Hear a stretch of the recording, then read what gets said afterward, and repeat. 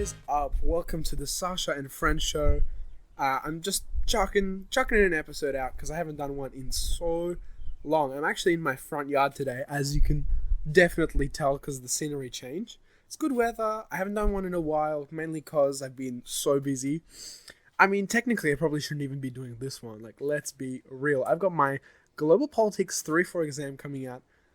Not coming out. It's not an episode. It's not coming out. I've got my Global Politics exam coming up in exactly a week. And I should probably be studying for that. But also, I don't know, I didn't feel like I was in the mood. And I just decided to film another episode. So, the theme of this one, it's actually going to be kind of interesting. It's going to be like a time capsule episode because, people in like the 90s and the 80s, or mainly in America, I haven't really heard this from anywhere else. People would just put like random shit in a box and bury it underground and be like, like their favorite video games or animals. There's a police heli. Interesting. So they would just put in like whatever dumb thing they can think of, like video games or their favorite candy or their favorite stuffed animal, and just like leave it for 20 years and come back to it. But you know how they say the internet is forever, and I kind of want to come back to this in like 10 years and be like, damn, I was a dumbass kid. Or come back to it and be like, damn, I was thriving. Because I could be like a 40-year-old coming back to this and be like, I don't know, having a midlife crisis as most 40-year-old men do. But I don't know. I just kind of want to talk about my life, where I've been, where I see myself, where I'm going. And that's the whole like theme of this episode. Let me think. Recent life. I think some of my biggest achievements as like, I'm 17 when I'm making this, so if I'm like 30 and I look back at this, what's up, 30-year-old me? But my like biggest achievement as a 17-year-old is I went to supercomputing. It's been exactly a year pretty much since it's a year anniversary. So I left 2019 on the 17th, and it's the 12th of the 11th of 2020 this year. 2020 / this year at the time of recording. It was dope. I went to America. I went to Denver. I messed around. I went with Mohit. I hope I'm still in contact with Mohit when I'm 40 or whenever. I don't know. I hope I'm still in contact with most of my high school friends. But I doubt it. Like, let's be real. To the people that are watching this, which are probably my high school friends, it's going to be like 30 years from now, and where are we going to be? We ain't going to be talking. That's cap. Maybe, I don't know. But it's like, it comes back to the whole theory. I don't understand high school sweethearts, because it's like, the probability that you fall in love with the person that you're dating at high school is like, what, 6%, 9% chance? I'm not going to look it up. I don't care that much. But it's so small. And people are like, this is the love of my life. Like, honey, okay, you dated for a year. Cool.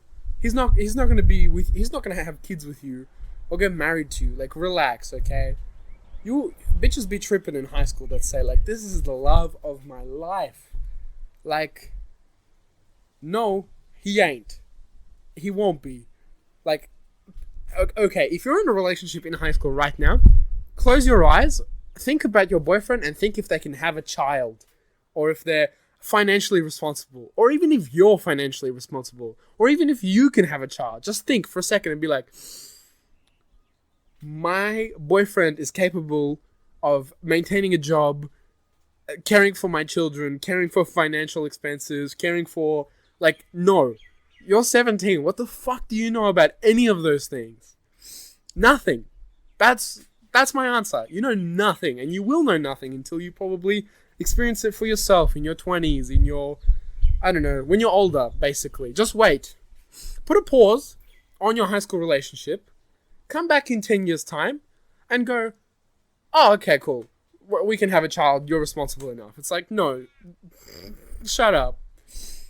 So anyway, my one of my biggest achievements as a 17-year-old is going to supercomputing and representing my school, and representing my school at supercomputing in America, because was the coolest thing ever. Like, to be able to leave and go somewhere myself and just experience something outside of Australia, which, look, don't get me wrong, I love Australia. It's a great country. But also, America was dope as hell. I think it was more of I've never really been anywhere myself, so literally anywhere I went would have been cool.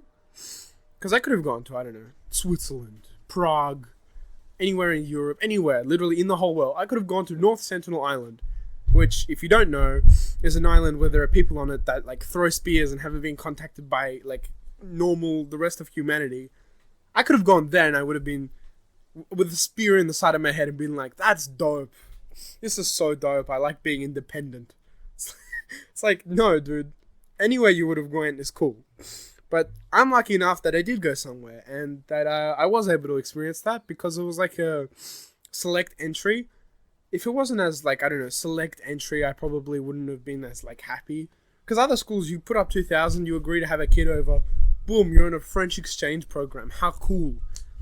You know, you don't understand, you're not able to communicate with the French exchange student, but he's there. He gets to experience it. It's like, one of my friends in my old school had a French exchange student, and it was cool for, like, the first week. And then you realize, you have to share your living quarters with them. You're not able to maintain your normal life. Any friend group or, like, friend thing you do, you have to bring them along with you. Because you can't just be like, Jean-Pierre, you can't come with us. And he's like, oh no, pourquoi? It's because you have to. Like, how disrespectful is it to grab a kid from a completely different country that you're going to afterwards, by the way, and just ignore them? Being like, you know what, I'm tired of my French exchange kid. I don't wanna have him over.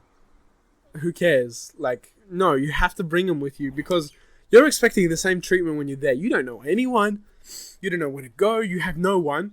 But you have this friend who takes you to parties that no one wants you there to begin with. Like, what a life as a French exchange student, or any exchange student. You don't know the place. You don't know the culture. You know nothing. And you're forced there because you paid someone to go there. It makes no sense. Just go on a holiday by yourself. I mean, not as a, like, 16, 17-year-old, you get to go to France. How cool. But also, you get no freedoms. Like, what's the point? So yeah, supercomputing, one of my top achievements. Then we got John Monash. You know, John Monash is pretty cool, I guess. I don't know, nerd school, am I right? I go to a science school, but I do, like, the least amount of science as possible. I do humanities subjects like global politics, and I went to a science school. That's pretty much what they were like on orientation night. They're just like, if you want to come here for humanities, or, God forbid, art subjects, don't come here. And then people come here. It's funny. This happens every year. Some kids come, they want to do some arts, then they go, you don't offer the arts that I want to do? And then they leave. It's like, why bother even coming here? I know there are people that came to John Monash, wanted some arts options. When orientation night, they're like, don't come here for arts. We only want special kids. We only want the kids who do Asian 5. If you're an arts kid, don't come. Just leave. Just pack your stuff and go. From the information night. Like, don't even bother signing the form. And then people come here, come to the school, and then do arts. Like, no. It's like, why? So look, John Monash is pretty cool. And I'm a vice school captain, which is like, it's pretty baller, and that probably is my biggest achievement. As the age I am, 17-year-old, I gotta keep mentioning it just in case 40-year-old me has dementia and forgot from the start of the video, the podcast, whatever you want to call this experience, the Sasha and Friends experience. COVID, that was a thing. You guys probably don't want to hear about this now, but we're coming out of lockdown. There's only 3 active cases in all of Victoria. Woo! Only a 6-month lockdown was able to fix it. I don't want to get into the politics side of it because we all know that was Dan Andrews' fault. But there's light at the end of the tunnel, and hopefully they're gonna, he's gonna announce more restrictions on the 22nd, and I can do cool stuff, and hopefully I can do a podcast with other people, which is the whole main idea behind the show, was to have other people on it. So I could talk to them about experiences. I had one Discord episode purely because of location. Not because we don't see each other in person, but because it was easier to do it over Discord. Otherwise, we wouldn't have done an episode at all. And I have, 4 episodes. This will be my 4th episode, which is way less than I wanted to have. But it is what it is. I really can't do much. I've got some more things on my list. Oh my god, it's scripted. Not really. I just have some guiding points. I have been ranting about nothing this most of this time. Another thing I have written down here is Domino's. I work at Domino's. Kind of don't want to say that now because the cancel culture. If they find out who I am, then I talked about them, I'm gonna get fired. I won't. It's kind of cool working at Domino's because they saved my ass. I had a little bit of a situation with my past workplace, and I literally applied, and within 2 weeks they accepted me and fast-tracked me. My boss is such a G. I sat down for my interview and we just talked about life for 45 minutes. Most interviews, it's so professional. You sit down, oh yeah, so tell me a little bit about yourself. And it was like that for maybe 5 minutes, and then it shifted to, you seem like a good kid. That's what he told me. You seem like a good kid. I'm going to employ you. There's plenty of opportunities for you to grow and become a good young man. And this, and he just went along with it. My sons, if I was in your shoes, if in my son's shoes, I don't want someone like me to hire them. And he's such a gun, and he's helped me and my friends out. I got them jobs pretty much by referral, and when can you start? And they just started, and it was like that. So it's kind of cool, and I'm really happy working there. Actually, it's pretty dope. I get to listen to music, I get to ride my bike, deliver pizzas. It is what it is, and that's the whole thing. That's the whole gig. I listen to music, I deliver a pizza, I say thank you. They go, no worries. It's perfect delivery. It's fast. It's warm, just like a perfect delivery. You just pull up, deliver, go on. The whole concept of food delivery itself is pretty enjoyable, except for conditions really hot or really cold. And I would beg you, for the Australians that are watching this, Americans probably are the hell? You don't tip? Tip your delivery drivers. If you're getting food, if you're knowingly because most people, they don't get food delivery that often. They get it occasionally. Half the time it's oh, I can't be bothered cooking. I can't be bothered going out of the house. I'm just going to get something delivered in. If one of those days is 40 degrees and you're I can't be bothered out and getting food delivery, tip your driver. Especially if they're a Domino's e-bike driver. If they're an e-bike driver, there's so many of them too. You need to help them out. You can't disrespect them and be all right, 40 degrees. I can't be bothered getting a delivery. I'm going to get Domino's. I expect it to be here within 20 minutes during 40 degree weather. He's working a 6-hour shift, and I'm not going to give him a tip. It's we don't get paid extra for these different weather conditions either way. If we got paid extra, I wouldn't mind. I wouldn't complain. I wouldn't be tip. But if it's 40 degrees and you're asking me to deliver you food, and if it's a bigger order especially, just tip 50 cents or $1. It makes us feel so valued, so valuable, because we are. Imagine no food delivery. That's it. Boom, gone. We're back to 2001. You have to call, and then they deliver in a shitty Honda Civic. It's yeah, no. The fact you can click, pretty much get it delivered and have minimal human contact, if that's your thing, or have a quick conversation with someone real, and someone genuinely had to go and put in that effort. and you can't even be bothered tipping them 50. I worked one day, I remember this so clearly, it was pitch perfect. I got, like, this day was the one where I got the most tips, but still definitely not enough to justify anything. It was raining, it was a thunderstorm, it was, like, pouring, I was drenched. Someone ordered, because obviously they couldn't be bothered going out of the house, someone ordered a pizza, I delivered to them, I rode back, there was a car came out of the corner going too fast, I slipped and I broke my hand, and I received $9 tip that day. That whole shift, I received $9 tip.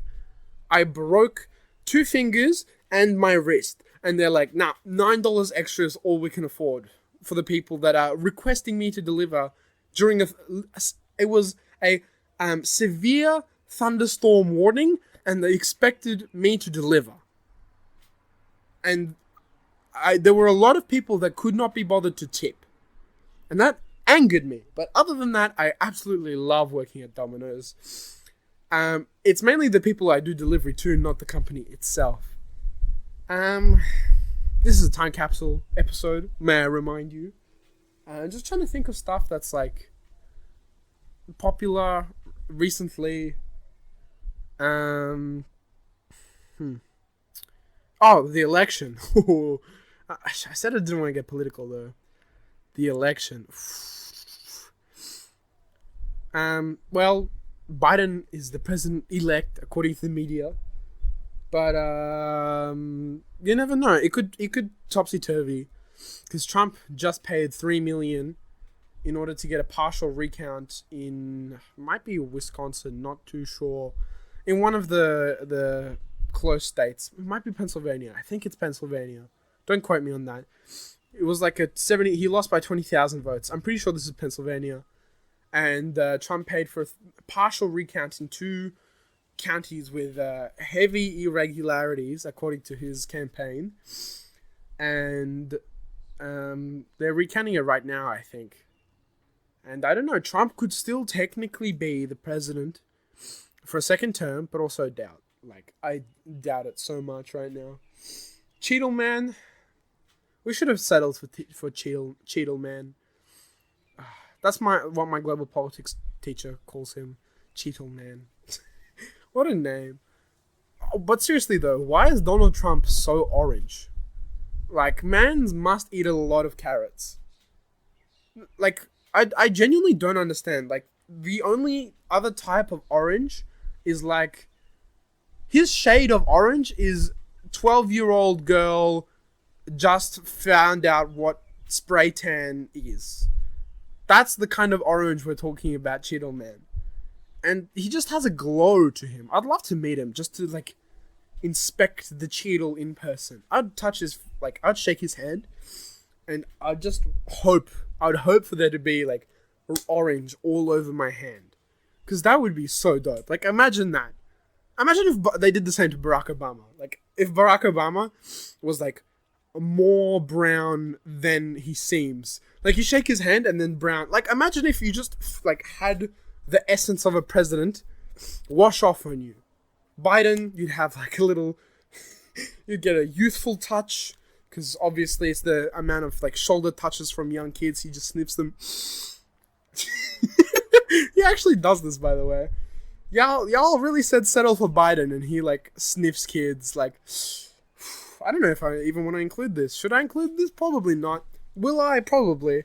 I can't be bothered cutting this out. I don't know. The election was interesting. I put some money on it. I was scared. Texas turned blue for a sec. I'm like, hey yo, nah. The day Texas turns blue, we got an interesting solution. We got a problem. Not really a problem. It's just, I don't know. The world's different. It's changing. Do I want it to change? Yeah.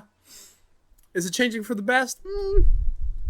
Debatable. We'll see in 20 years' time when I visit this back and Biden has somehow managed to tap into Ukraine and withdraw all of its GDP.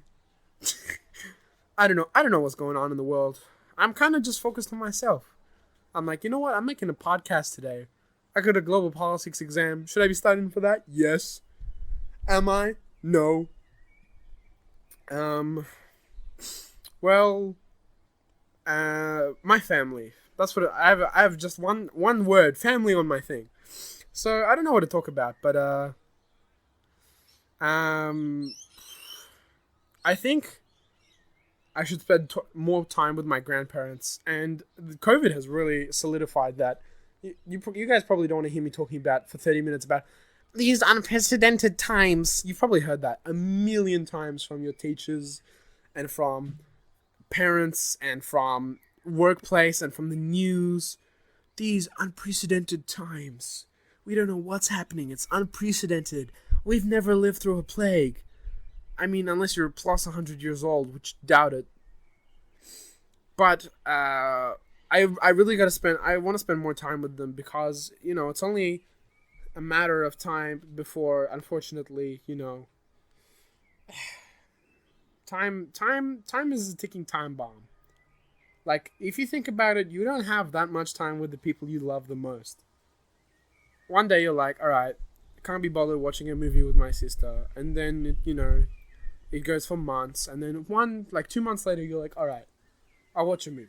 Or even like when you're grown and you've moved out and you're like, okay, I visit my parents for Christmas and for Easter, maybe, hypothetically, let's just say that. And then you're like, okay, your parents are, I don't know, 85, and the average life expectancy is, say, 90. I don't know, probably is around 90 in Australia. So you're thinking to yourself, oh, I've got 5 years with my parents. In reality, you're seeing them 10 more times in those 5 years. So although, hypothetically, there's 5 years, you're only realistically actually seeing them 10 times, which, in comparison to when you're a kid, when you're 17, like every day of your life, that's really not that much. And you, as probably, I don't know, a middle-aged person, when your parents are 80, probably have a very good relationship with them. And life is great. You're chilling and you guys get along, hopefully. I mean, not for every family, but for the majority, I'd say. And it's like, wow, I really don't spend that much time with my parents, and I really should. And the same with my grandparents, because I know that, time will sweep me up. I'm going to be 18-year-old, I'm gonna go to uni, and I'm gonna study, and then I'm gonna get a job, and I'm gonna work 9 to 5, and I'm gonna have my own kids, and then I'm gonna work off my whole life to pay off a mortgage, so then I can die. But that whole time, I'm missing the things that are like truly important around me, my parents, personal relationships, the relationships I form, the happiness that comes from life generally. And it's kind of crazy to think about it. I mean, only 2 years ago, I lost my great-grandmother, and every time, I'm going to be honest, I hated it. I hated visiting her, because she was in a nursing home, and she was a very, very stubborn lady. She was deaf, but refused to have a hearing aid, and at every opportunity, she just refused it. She was just like, no hearing aid, never. So talking to her, unless you were shouting, was a very painful experience. And I didn't like visiting her because of that. She was also like, generally very stubborn. So she would offer chocolates, as like grandparents and great-grandparents do. And every time I'd go, no, or like, no thank you. And she'd be like, have one. And the whole hour I'm there, like usually I'd see her for an hour, would be, hey, have a chocolate. And I'd be like, no thank you. And she'd be like, what? And I'd be like, no thank you. It's like, I really don't want to have this. And instead of talking about we had good, meaningful conversations every once in a while. But for me, it was like, not worth it. As a 15, 14-year-old kid, I'm like, no, I want to go out with my friends. And then, I feel so bad about this now. But I did, a few times, ditch to go with my friends. Because they were my friends at the time. And, hanging out with my friends was so much cooler than visiting my great-grandma. Because she's an old cow, and why would I want to see her? Not really. I loved her, and I still do. And it hurts me thinking about it now, because most of the people that I was ditching to hang out with, they don't give a shit about me, or they don't care, or they hate me, or they dislike me. And it's over the dumbest shit. Like, most of the people that, I ditched my grandparents or my great-grandma for, either don't like me now or hate me because of my political opinion. Like, we've come to a world where most right-leaning people, I'm just going to super generalize, most right-leaning people are happy with most other political ideologies, left, Marxists, socialists, whatever. Most of the time, we can set that aside and be friends with you, but not vice versa. If you have a political opinion, a difference, especially from the position of the left, you're seen as evil. You know, oh, you're homophobic. You don't like gay people. But it's like, well, not quite. Just because someone put up a flag, like Kamala Harris. Oh my god, this thing on TikTok. No, I kick it with you, yeah, spin around and I kick it with you. Shoot it sideways, smack it in the air. Kamala Harris really said gay rights, and she's in this like gay flag. She's wearing a gay flag jacket, and people have such short memories because, well, she threw trans people in prison. She put trans men in women's prisons and vice versa. And it's like, wow, she's gay rights. And it's like, no, do you have short memory or something?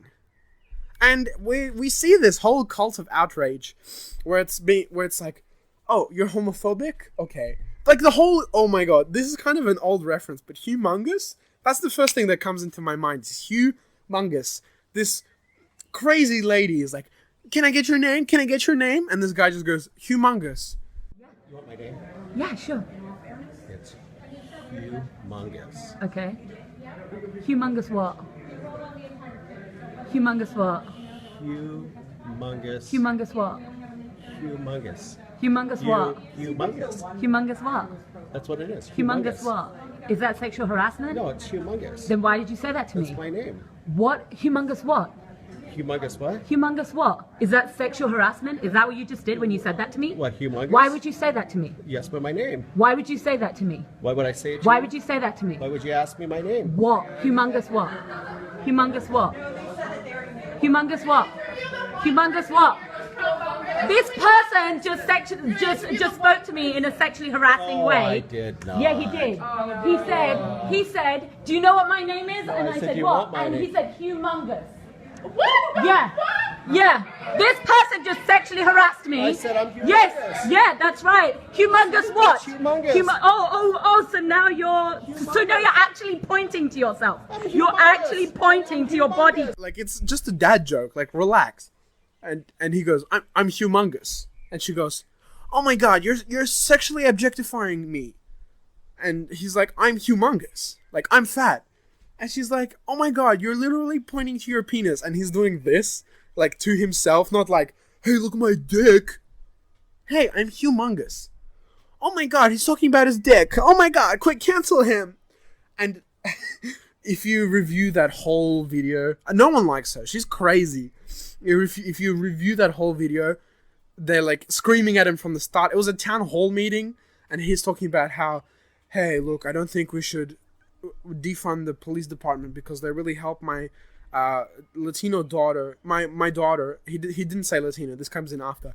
My daughter, she got off the streets. She was addicted to crack cocaine, and then this lady with her like just caucus of crazy lefties going like, okay, but was she white? Because the police only help white people. And he's like, no. My daughter is Latino. And they're like, oh my god, whoops.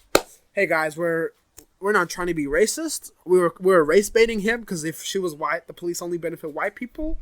But she's actually Latino. And we can't do that because that's race baiting and we shouldn't do that. And then he walks out and they've been abusing him in the meeting. He walks out of the meeting and he's like, what's your name? Oh, humongous. Like, I'm fat. Haha. Like, jokes. I don't want to give you my real name. And she just goes crazy. She's like, you're sexually, like, assaulting me. And she's just screaming at this dude. And then security comes along. And security, a really calm dude, is like, yo, you should get out. You should head on out. And then she goes, nah. Well, pretty much. She starts screaming at him. What's your name? Huh? Why? He's sexually harassing me. Why do you arrest him? It's like, no, lady. No one sees you. Like, if you objectively review the situation, you're deranged. You're crazy. And this is what the world is moving towards. It's like, one moment, you could be talking about something, and then it'll get twisted, and then the next moment you'll be cancelled for it. Like the whole PewDiePie thing and the humongous, like it's legitimately crazy. Cancel culture is so toxic. Cancel culture is basically what's going to be the downfall of the world.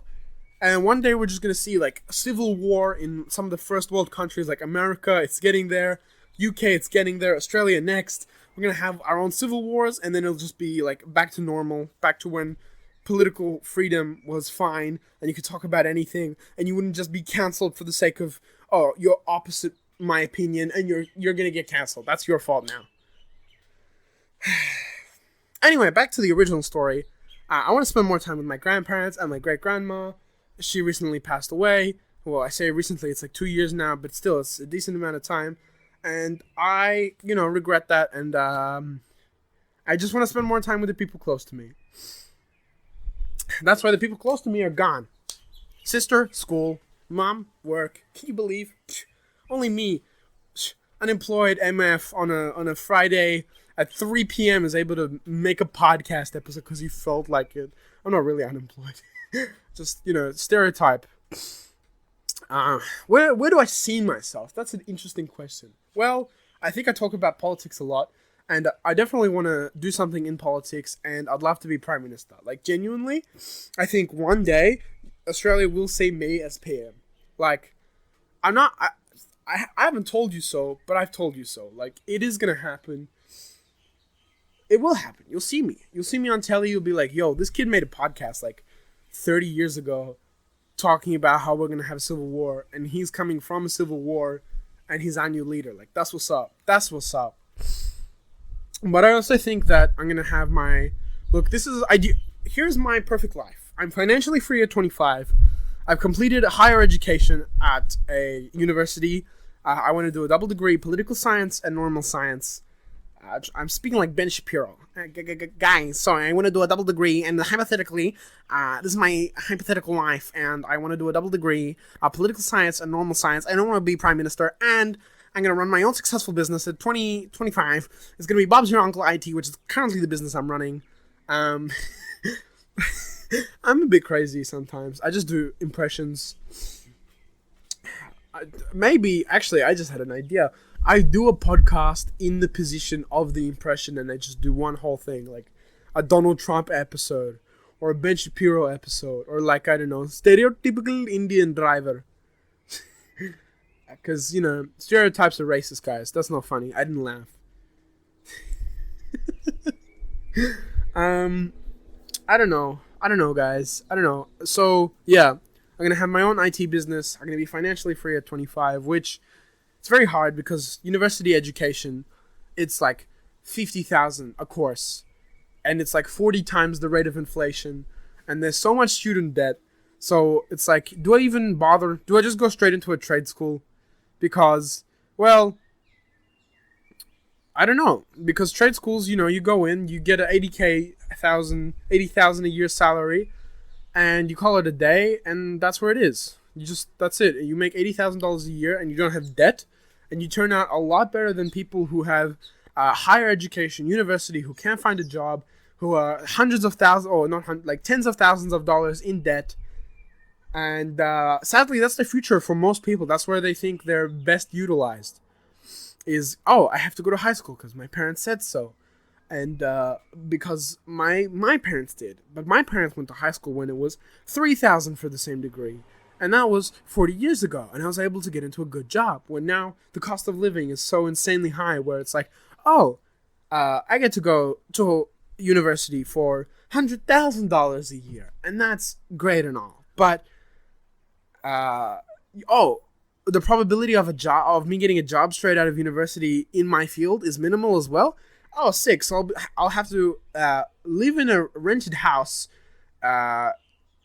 Pay off my education using a degree that I don't even need. Oh, you're telling me I'm going to be working McDonald's while simultaneously trying to be paying for my living expenses as well as paying off my university loan that I took for a degree that I'm not even using? Sick, that's a life I want to live. It's like, well, you don't have to take that path, But it's like, yeah, but my mom did. Well, good for your mom, I guess. I don't know. Just go to a trade school, get a 80,000 a year job afterwards after trade school, and have like maybe $5,000 of debt with a degree that you're actually with degrees and certifications you're actually using, and then you won't have the same problem. Because even if you're working $80,000 a year job, but you're actually using your certifications and you don't have hundreds of thousands of dollars debt to pay off, your life will be better, if not the exact same, as your university competitor. And I don't understand why people are forced to do this whole university shtick, because that's how they make money, and they just keep increasing the price. Like, I don't even know what it's like going to be like for my kids. Oh yeah, it's increasing 4 times the rate of inflation every year. Okay, give it, I don't know, 10 years, I'll be 27. That's fairly young to start a family. It's like, okay, by the time my kid grows up, in 18 years after that, for example, and they're looking to go into uni, it's what? 28 years have passed, and it's increasing 4 times the rate of inflation. Oh yeah, a university degree is going to be $400,000, and a house is going to be $45 million in like the shittiest suburb, way out of the city, where they have to travel 2 years. It's like, no, you don't have to do this. You can go to a trade school, and why am I talking about this? I'm 17 years old. I should be like at a party right now, living my life, instead of being like, oh no, the cost of living in 28 years is going to be so high, I'm not going to be able to afford a house. Like, what? Why am I talking about this?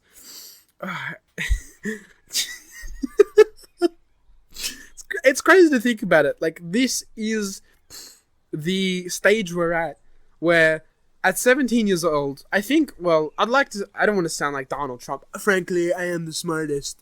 But I would classify myself as being more aware than the usual 17-year-old, and this is what I think of. Like, this is what I think of, and this is what I like to think. This is great. This is fantastic. Okay. Well, I think we're gonna head towards wrapping it up. So we've got my top 3 songs, my recommended songs. We've got Hyrule Temple by Baby No Money. That is a banger. I've been listening to that so long. Like, oh my god, it is a dope song. It's perfect for running and just like getting shit done. You sit down, you put on Hyrule Temple, and you're like, oh my god, I have to get this done right now. It's got a great beat, and it's got amazing lyrics. Like, Baby No Money, I've talked about him so much. He's got the bangers. You gotta go check him out. I don't know why I'm speaking like an American broadcaster. Achilles Come Down by Gang of Youths. That song, it's so emotional. Like, I'm talking like a Triple J presenter. That song is so emotional. Like, oh my god, Gang of Youths bringing out another banger. I actually cried the first time I listened to that song.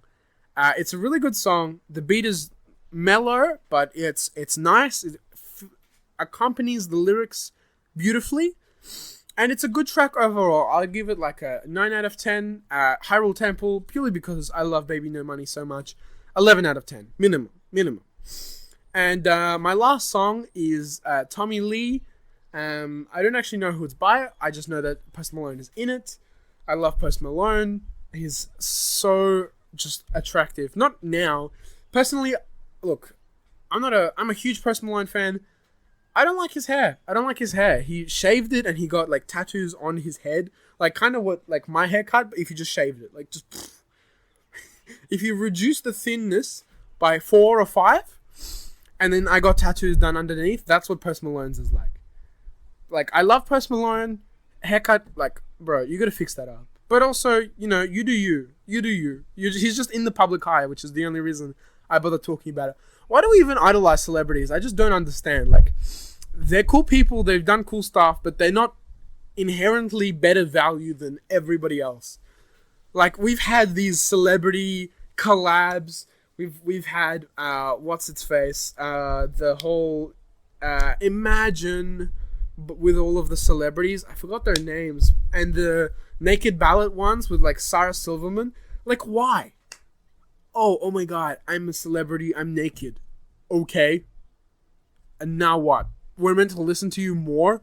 We're meant to listen to you about voting information because you starred in a movie. I don't think so, buddy.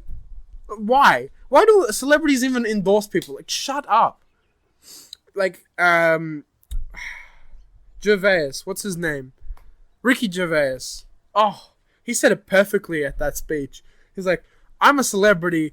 I have no relation to the common person. Why should I talk as if I'm a common person? I haven't had the same life for the last 15 years, and here I am telling the common person what they should do. It's like, no, you have no connection. Shut up, The Rock. You endorsed Biden. I figure let's kick this conversation off this way by me officially publicly endorsing you both to become president and vice president of our great country. Oh, that's Thank you, fantastic. thank you. Thank you. Okay. And now what? It makes him a better candidate because you endorse him? Oh, The Rock said so. Did The Rock say so, or did his management team tell him? It's like, bro, shut up. No, not a single person. Well, I mean, sadly, the reason I'm talking about it is because these people that, like, adore celebrities, just like, oh my god, The Rock said vote for Biden. I'm gonna vote for Biden now. And there's probably hundreds of thousands of people that had their influence, like, because of the celebrities having their influence on them, vote for someone because, hey, this man told me to. I was told to do so. It's like, celebrities. But anyway, those are my top 3 tracks. We got Achilles Come Down, Gang of Youths, Hyrule Temple by Baby No Money, and Tommy Lee, which features Post Malone, but I don't know who it's by. And that's me wrapping up the episode, guys. I hope you had a fantastic time listening to me rant. This is kind of what this is. I'm going to try and push for more over the summer break.